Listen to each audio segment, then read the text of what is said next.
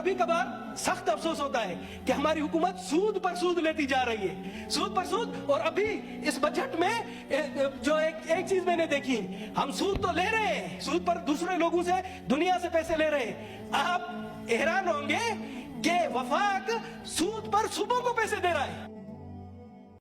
جو لوگ سود کھاتے ہیں وہ قبروں سے اس طرح حواس باختہ اٹھیں گے جیسے کسی کو جن نے لپٹ کر دیوانہ بنا دیا ہو.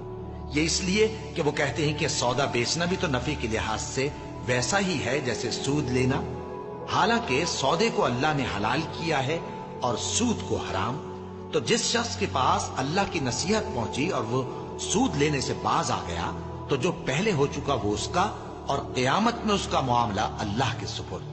اور جو پھر لینے لگا تو ایسے لوگ دوزخی ہیں کہ ہمیشہ دوزخ میں جلتے رہیں گے. اللہ سود کو نابود یعنی بے برکت کرتا اور خیرات کی برکت کو بڑھاتا ہے، اور اللہ کسی ناشکر گناہگار کو دوست نہیں رکھتا.